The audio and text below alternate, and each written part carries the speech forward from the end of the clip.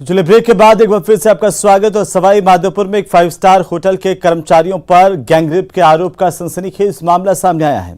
Hotel में काम करने वाली युवती ने अपने साथ काम करने वाले 3 कर्मचारियों के खिलाफ महिला थाने में मारपीट और गैंगरेप का केस दर्ज करवाया है।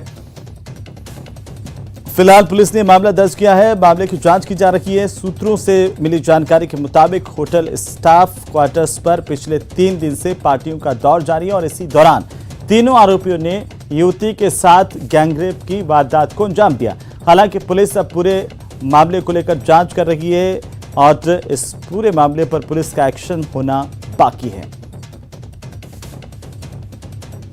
तो 5 सितारा होटल में यह आरोप लगे 3 कर्मचारियों पर अपनी ही सहकर्मी के साथ गैंगरेप करने, मारपीट करने के इसे लेकर के पीड़िता की ओर से थाने में मुकदमा दर्ज करवाया गया है।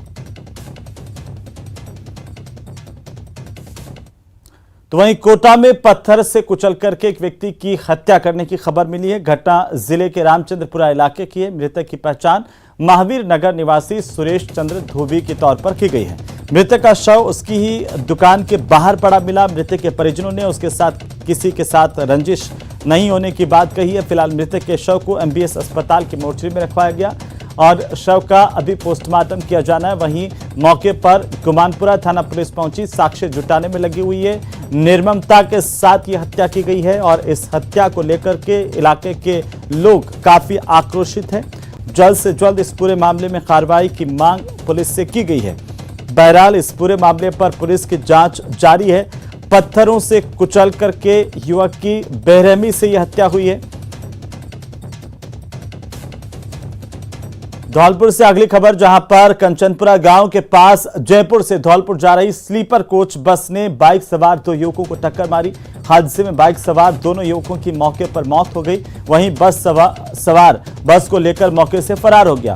सूचना मिलते ही पुलिस ने घटनास्थल पर पहुंचकर दोनों के शवों को मोर्चरी में रखवाया है। इस हादसे में दोनों युवकों की मौत की सूचना गांव में मिलते ही मातम छा गया। फिलहाल पुलिस बस चालक की तलाश कर रही है।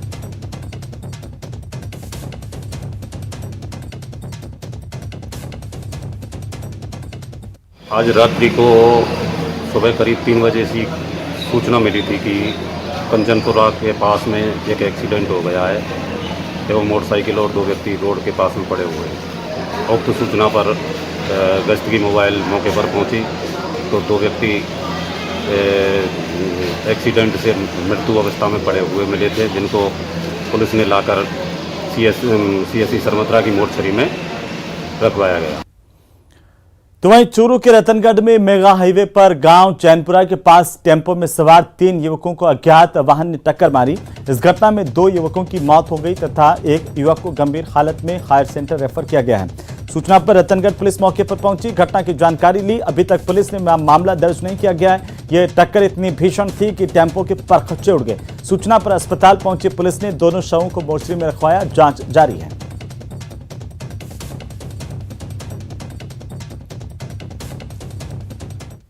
तो वहीं सीकर शहर के बजाज रोड पर पुरानी हवेली की दीवार बारिश के चलते इसमें सीलन आई और इसकी वजह से गिर गई, जो नीचे बनी दुकानों के छज्जे पर गिरी। गनीमत रही कि रात के समय पर सड़क पर कोई नहीं था, वरना यहां पर बड़ा हादसा हो सकता था, कोई जनहानि हो सकती थी।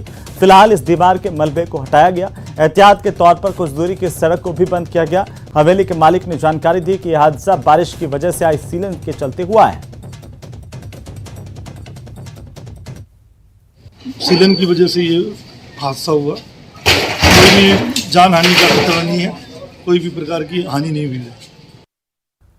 तो पूर्वी राजस्थान नहर परियोजना को लेकर के जबरदस्त राजनीति चल रही है। मुख्यमंत्री अशोक गहलोत ने जहां एक के बाद एक अनेक ट्वीट करके केंद्र सरकार पर बड़ा हमला बोला है, वहीं सांसद किरोड़ी लाल मीणा और चिकित्सा मंत्री प्रसादी लाल मीणा अब इस पूरे मामले को लेकर आमने सामने नजर आ रहे हैं।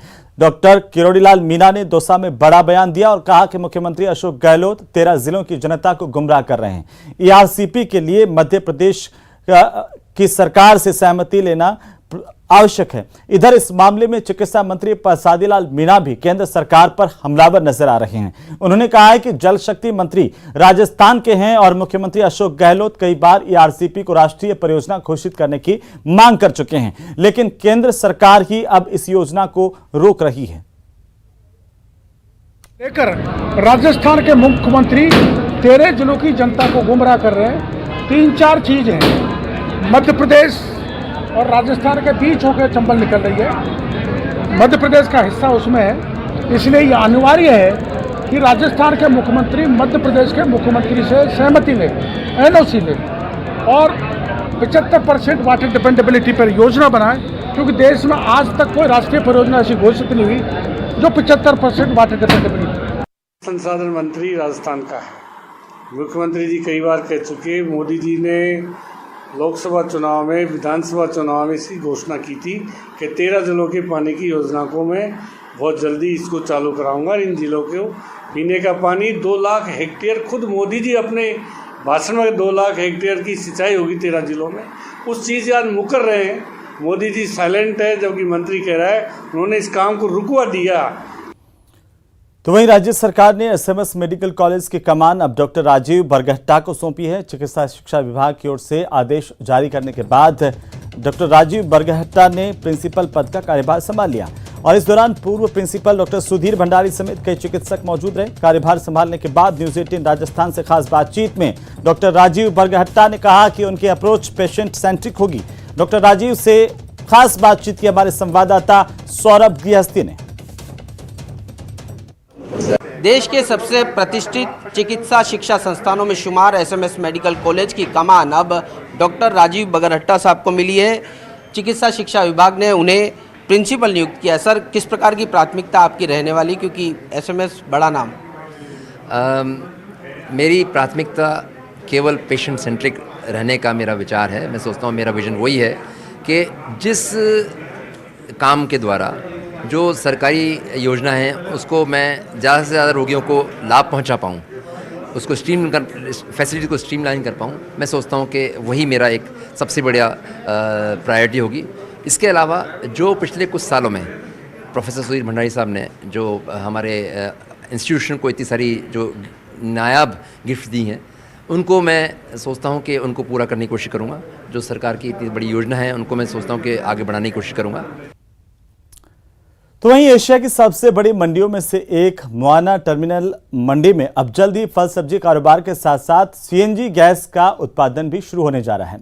इसे लेकर क्या क्या तैयारियां की जा रही है, किस तरीके से की जा रही है, देखिए खास रिपोर्ट।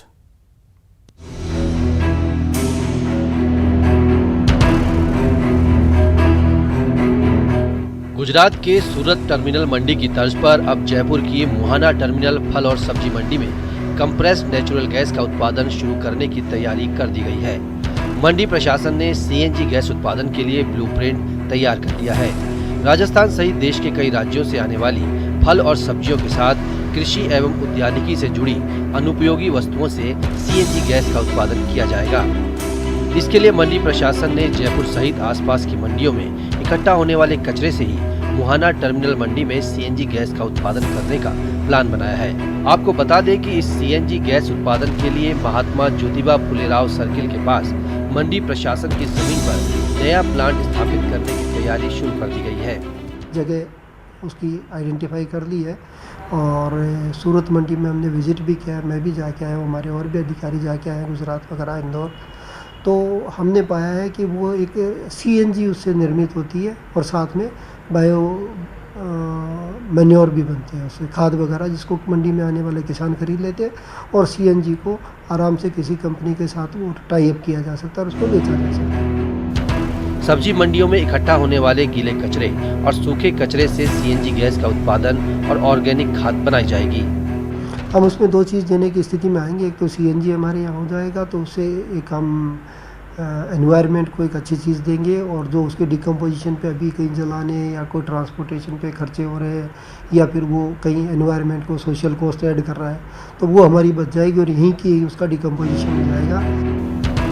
मंडी प्रशासन की इस पहल से जहां मंडियों के आसपास जमा सैकड़ों टन कचरे से मुक्ति मिलेगी, वहीं CNG और जैविक खाद से होने वाली आय से मंडी प्रशासन की आर्थिक हालत भी सुधरेगी। राकेश शर्मा, न्यूज़ 18 राजस्थान, जयपुर।